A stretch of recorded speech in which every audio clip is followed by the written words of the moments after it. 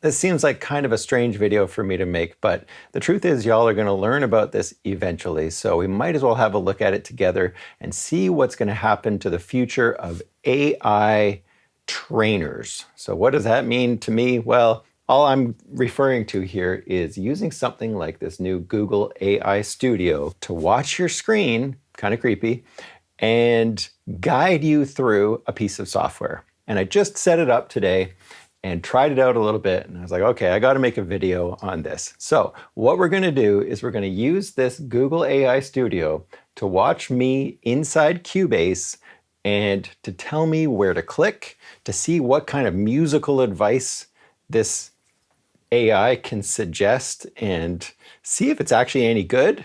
And see if people like me who've been explaining stuff and teaching stuff, my entire adult life are going to be out of a job soon. And I will say right off the bat that I don't think that's the case. I'm not worried about this. I mean, this kind of stuff just keeps changing, and that's just the way this whole thing works, This YouTube thing I've been doing for 7 years was only possible, since 2000 whatever that the first YouTube videos were uploaded. So it's like, yeah, careers are going to change. My career is going to change. My teaching stuff is going to change, and I just got to roll with that. So let's see what it can do and see where the tech is at right now.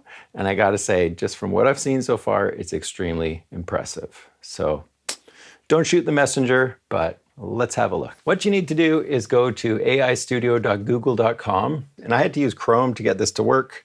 And I also had to use headphones because your AI voice is going to talk back to you, and as soon as it hears its own voice on the speakers, it thinks that you are talking. So we have to use headphones. So the next thing we got to do is click on stream, and now I can click on share screen.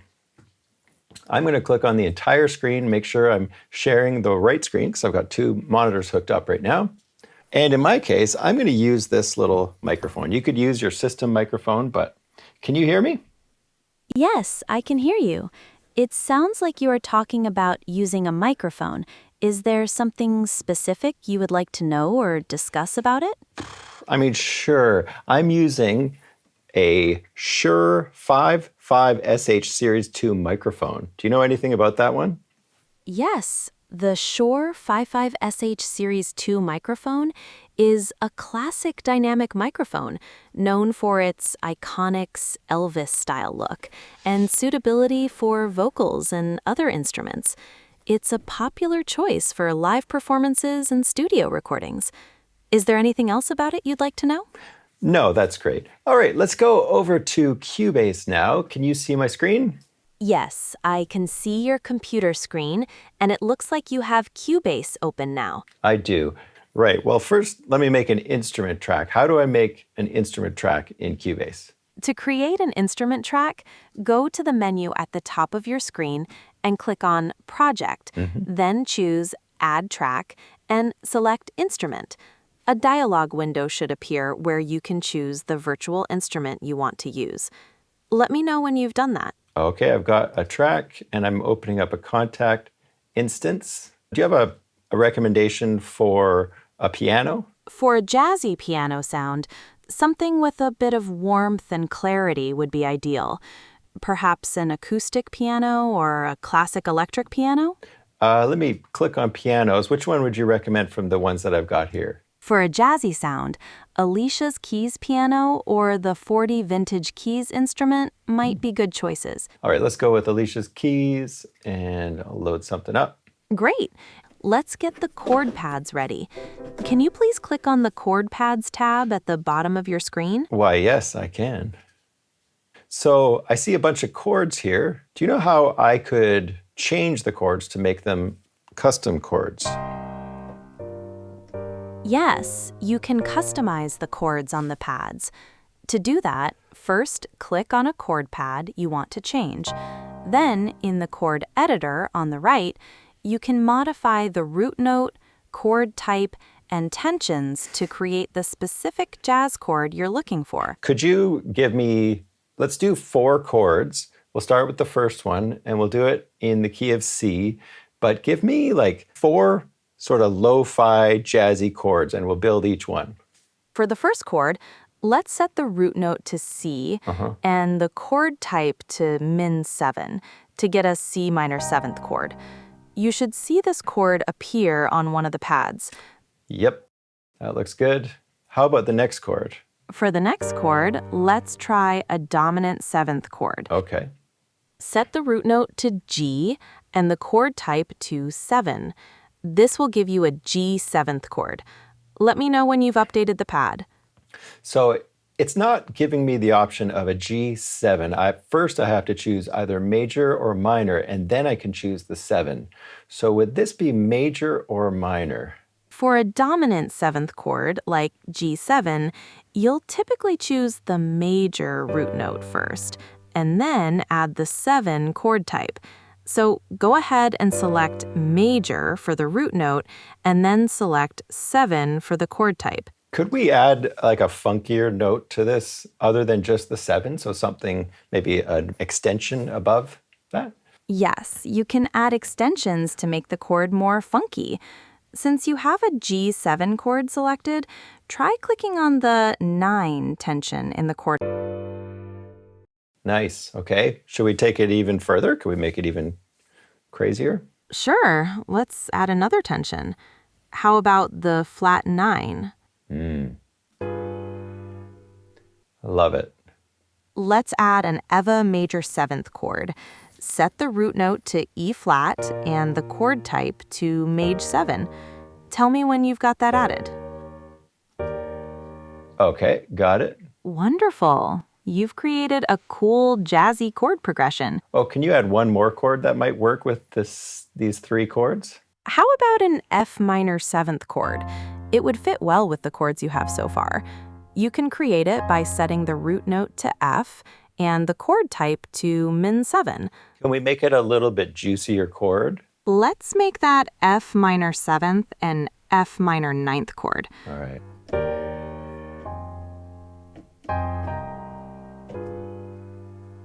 Now, before I play with the chords, maybe we should do like a hip-hop drum beat. So I'm going to add an instrument track with some drums on it.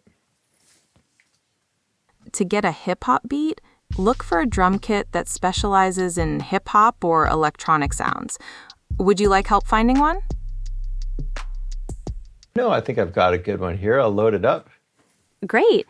Now that you have your drum instrument loaded, you can start creating your hip-hop beat. Okay. If I'm going to enter the notes in by hand, because I want you to tell me which notes to use, how do I do that in Cubase? To enter notes by hand, you'll need to open the MIDI editor for your drum track. You can usually do this by double-clicking on the track here in the project window.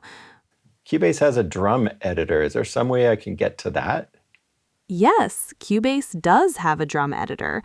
You can access it by going to the menu and then selecting Drum Editor.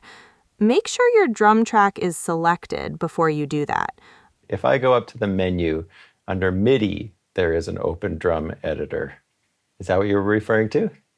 Yes, that's the drum editor you can access through the MIDI menu. Now that it's open, you can draw in notes to create your drum patterns.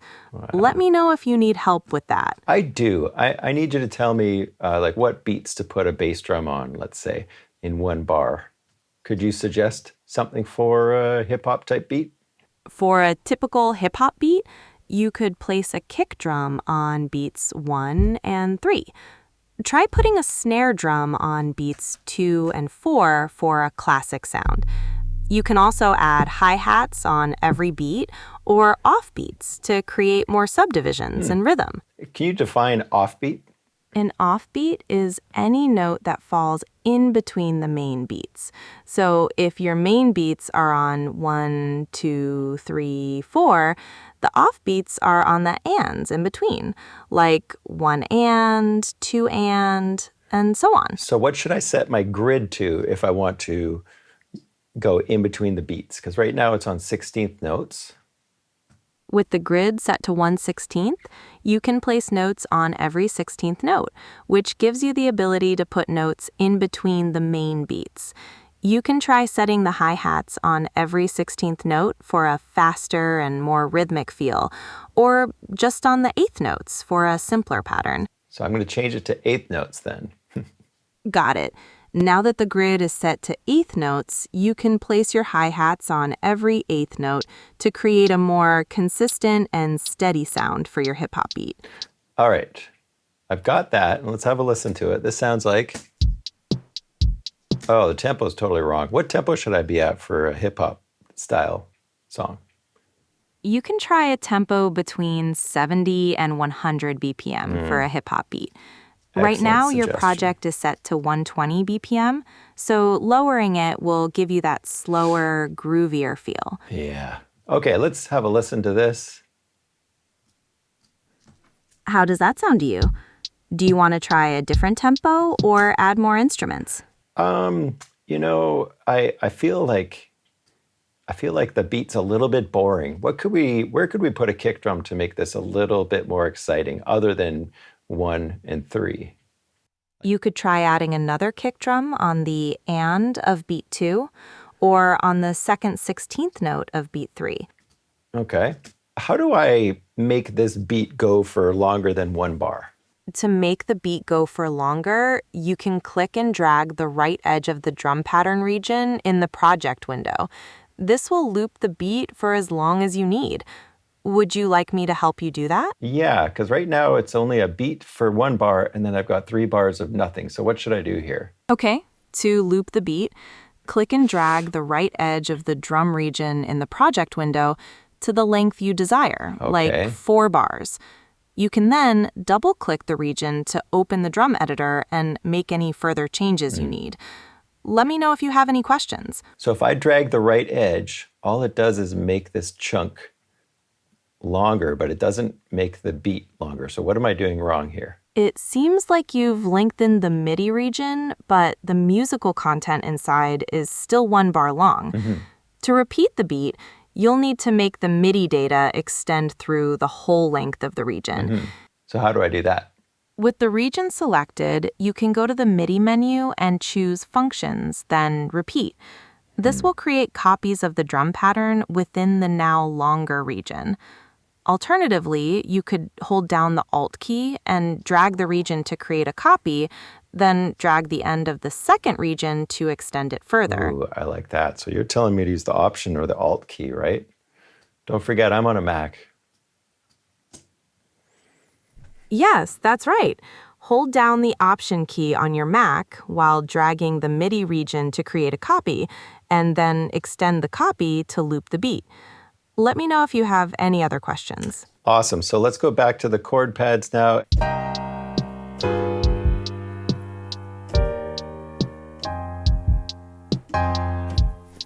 All right, great. Okay, so can you tell me what these tools do up at the top? Like I see the arrow tool. What is this one called range selection? The range selection tool allows you to select and manipulate parts of your MIDI or audio events within specific time ranges without having to select the entire event. How do I open the mixer? To open the mixer, you can press F3 on your keyboard, or you can go to the Studio menu and select Mix Console. Do you want me to help you find that in the menu? Nope, that was great. Can you tell me about send effects? I've heard that I should use send effects. Why would I want to use send effects, and how do I do it? Send effects are useful for things like reverb or delay, where you want to apply the same effect to multiple tracks without creating a new copy of the effect for each track. This saves memory and lets you blend the effect easily. To use a send effect, you'll need to add an effect to an auxiliary track, and then use the sends control on your mixer channel to send some of the signal to that effect. Would you like me to walk you through adding a reverb effect? Yes, let's do that. First, in the Mix Console, find the sends control for the track you want to add reverb to. It looks like a little section labeled sends. Do you see that? I see that, but there's nothing under it, like I don't have a send effect to send to. You're right, you do need to set up an FX channel and add the reverb effect first. Let's do that before we try the send. I'll walk you through it. First, go to the Project menu at the top of the screen, selecting Add Track, and then choosing FX Channel. Do you see that option? Yep, I got it. What should I do with the settings here? For the effect type, click on the drop-down menu and look for a reverb plugin. Cubase has some built-in ones like RoomWorks SE or Reverence. Once you've selected a reverb, you can click Add Track. Yes, I've got it. And then now in terms of the types of reverb, where do I find different rooms in Reverence? To find different room sounds, click on the Browse button. You're good. You can click on different options to hear how they change the sound of your drums. LA Studio is the one you have selected now. Do you want to try choosing a different one? Sure, I'll try Concert Hall. That should change the reverb sound to make it sound like your drums are being played in a large concert hall. And where should the mix be on my reverb? I see that it's got a percentage. The mix control on the reverb adjusts how much of the wet reverb sound and dry sound, original sound, are mixed together. For an effects track, you'll typically want the mix to be 100% wet, meaning you're only hearing the reverb signal from that track. Excellent advice. So now how do I put this reverb on my drums and my piano? To send some of the drum and piano signals to the reverb, you'll need to use the sends on each of those tracks. Find the sends section on each of the drum and piano channels in the mix console. Do you see the sends? Yep. Great. Now, on each of the drum and piano tracks, click on one of the boxes under the sends section. A drop-down menu will appear, and you should choose FX1 Reverb from that list. This will send a copy of the signal to your reverb track. Let me know once you've done that for both the drum and piano tracks. I don't hear the reverb. It's kind of grayed out right now. Is there one other button I should click on? Yes, it looks like the send is currently pre-fader. This means the level of the send sent to the reverb is independent of the main fader level for the drum track. They're both set to post-fader, but I still can't hear any changes. Do you know what it is? It's actually just the power button. Oh, there we go. Now I can hear it. Lots of reverb. Ah, I see it now. It looks like the reverb plugin was bypassed. That's right. Now that the reverb plugin is active, you can adjust the send levels on the drum and piano tracks to control how much reverb you want. That's great. Okay, well, thank you so much. This has been very helpful. You've been very patient, and I appreciate all of your advice. You're very welcome. Feel free to ask if you have any more questions as you continue working on your music. All right, well, that was fun.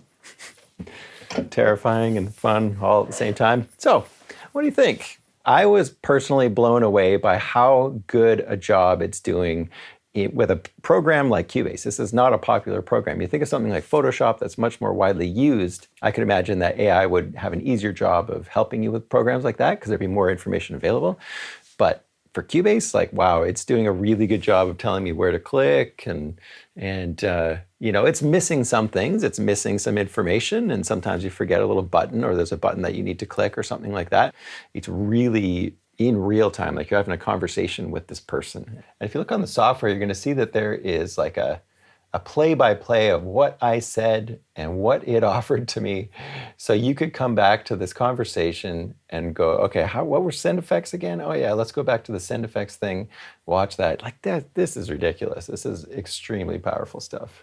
Are people like me out of a job here on YouTube? Is nobody going to go to teachers anymore because AI can teach for us or teach us everything? I don't think so. I think it's going to be fine. We're going to be fine. It's going to be fine, right? I actually think people are going to still want to learn from humans, but is this kind of thing going to be super helpful to a lot of people? Absolutely. Anyways, I hope you enjoyed this video. Make sure you hit the subscribe button if you're new here. Normally I do show like my own opinions on how to make stuff. Thanks so much for watching, and I'll see you in the next video.